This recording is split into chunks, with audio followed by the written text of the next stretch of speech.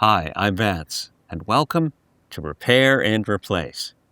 Dishwashers use a circulation pump to push water through the spray arms and over the dishes.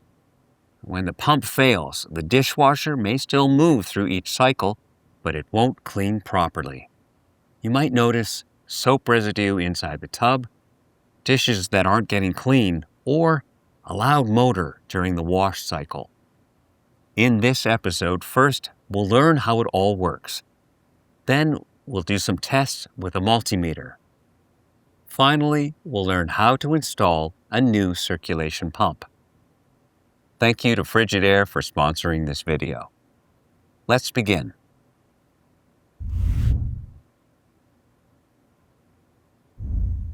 Most dishwashers work in the same basic way. It's a tub with a spray arm that showers your dishes with water. There's an element to heat the water, a pump that circulates and sprays it, and another pump that drains it. By combining these simple components in different ways, the machine creates its various wash cycles. Let's take a look at a typical pre-wash, main wash, and rinse cycles. When you start a program, a pre-wash begins. First, the drain pump runs to clear any dirty water from the sump basin. Next, power is sent to the inlet valve, which fills the tub with warm water. This cycle does not use detergent and is usually heated only through the hot water supply. Once it fills, the circulation pump forces the water through the spray arms. The spinning is driven by the water pressure. This washes away any large food particles. Next, the drain pump runs to purge the dirty water. During the wash cycle, the tub fills with water again. For a high temp or heavy wash setting, the heating element will raise the water temperature to improve cleaning performance. Next, the dispenser releases the detergent, which dissolves into the water. The circulation pump runs and sprays the dishes. This will run for up to an hour. Then the drain pump clears the tub. Next is the rinse cycle. The tub will fill and the dishes are sprayed again. Rinsing, and on some models added heat, help remove any remaining residue. Finally, the tub is drained and the dishes dry. If the circulation pump fails, then the spray arms won't spin and the dishes won't get washed. In some models, a failed capacitor can also prevent the pump from working. Using a multimeter, components can be tested for continuity. A successful continuity test proves that electricity can pass through the circuit. Without continuity, the component will not work and will need to be replaced. To begin, you might need a screwdriver or nut driver, pliers, and a multimeter. You might also need channel lock pliers, an adjustable wrench, and a socket set. Keep in mind, there is some variation between models, and not all dishwashers will have the same parts. You can enter your model number on the AMRE Supply website. This will bring up a model breakdown with the exact replacement parts listed on the side.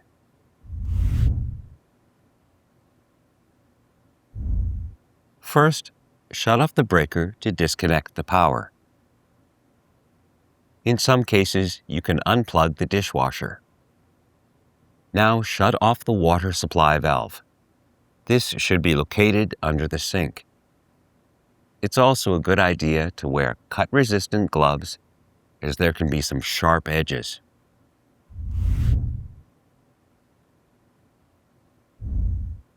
To access the components, you'll have to remove the dishwasher from the cabinet. These steps may vary depending on your model. Loosen the clamp to remove the drain hose from the sink. If there's a spring clamp, then you'll need to use pliers. Now feed the hose through the cabinet. Unscrew and remove the lower access panel. Next, unscrew the water supply line from the inlet valve. In some models, the valve is located in the back and is only accessible once you remove the dishwasher.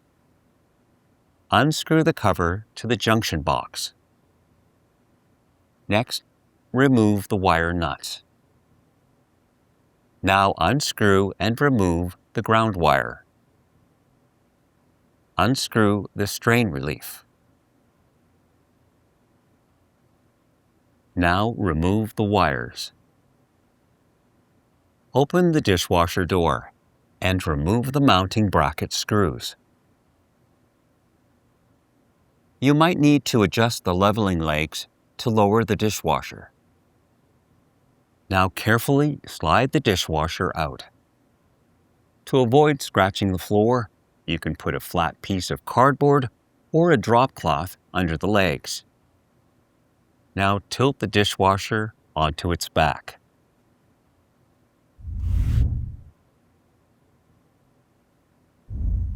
If your model has a bottom pan, then you'll have to remove it. Remove any mounting screws. Now release any mounting tabs. Next, lift off the bottom pan. If needed, disconnect any wires.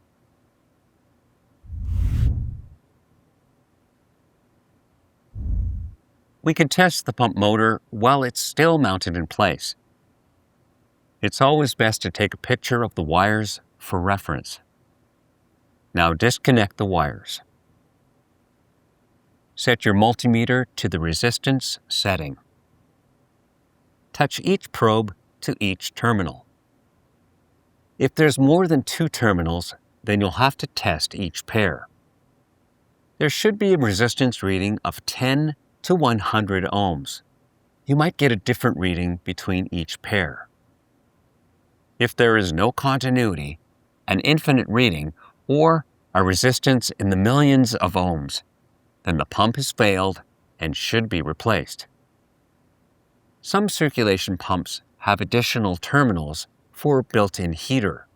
These will have a resistance reading of 10 to 30 ohms. A continuity test will only show if the pump has failed electrically. It's still best to check to see if there's anything jammed or blocking the impeller.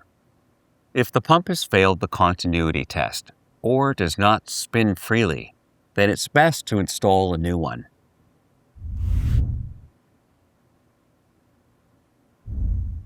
Some models use a small capacitor to help start the motor. This might be located on the motor or off to the side. The capacitor stores and releases an electrical charge, and even without power, there's still a risk of shock. Use a resistor or a screwdriver with an insulated handle to touch both terminals. This will discharge the capacitor. Now, remove the wires. Next, unscrew and remove the capacitor. On the side of the capacitor, you'll see the capacitance rating in microfarads. This is what we're referencing. Set your multimeter to the capacitance setting. Now test between both terminals and wait 5 seconds. If there is no reading and no continuity, or if the reading is more than 5% of the rated value, then the capacitor is faulty and should be replaced. When replacing a capacitor, make sure to match the rating exactly. This will ensure that the motor works properly. Next, align the capacitor and secure it into place. Now reconnect the wires.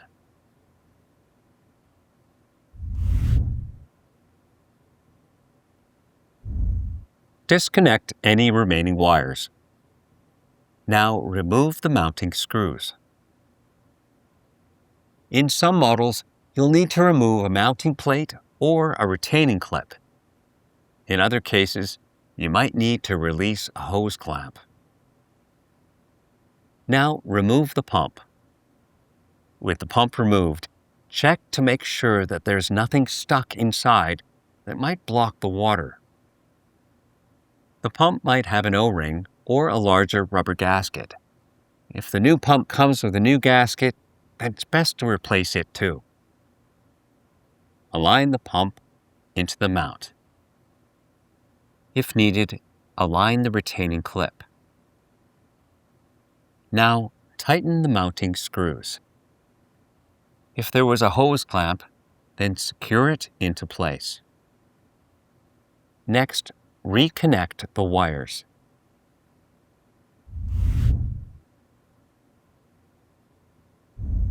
In some models, you'll have to unscrew and remove an impeller. First, remove the lower rack. Now, remove the spray arm. Use a flat blade screwdriver to release the tabs and simply lift it off. In other models, you might have to unscrew the assembly. If needed, remove the mounting stem. This might be held in by screws or might just take a quarter turn to unlock. Some models have a glass filter which you can remove. Other models have a filter ring, which might be held in by screws.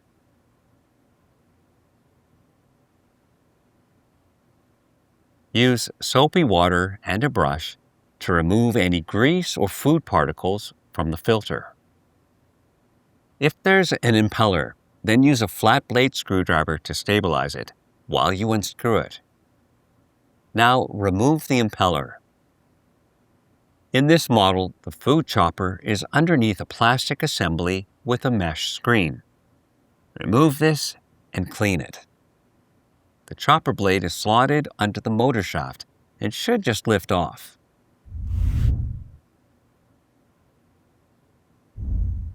If needed, align the chopper blade onto the motor shaft.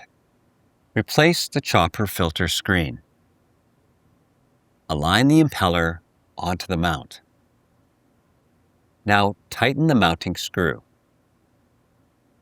Take the filter ring and align it onto the mount. If necessary, replace the screws. Some filter rings will just slide into place.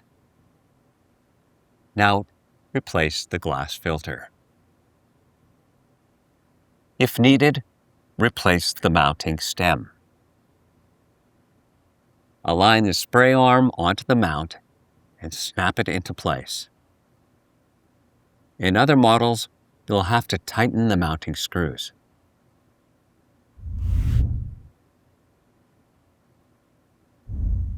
Align the bottom pan into the mount. Press in to lock the mounting tabs. Now tighten the mounting screws.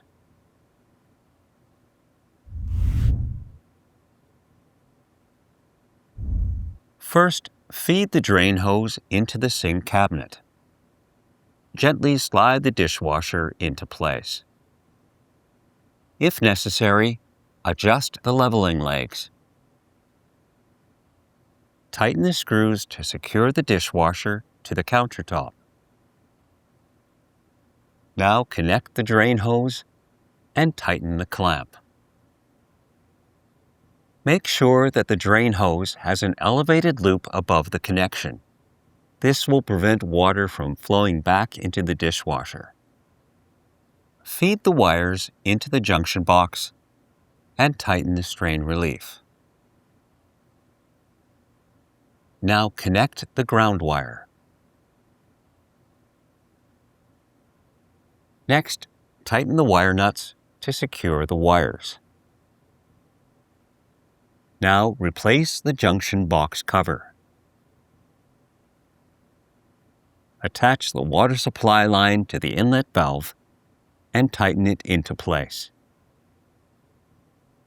Finally, replace the lower access panel.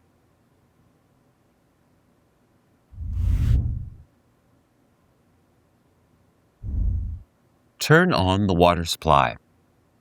Next, reconnect the power. Now it's best to test the dishwasher to see if it's working properly. You can start a cycle even without any dishes or detergent. If this works, then cancel the cycle and run a full load of dishes. If you found this episode helpful, then subscribe to our channel. And when you need a replacement part, you can get it online or in one of our AMRE Supply branches. Thanks for watching.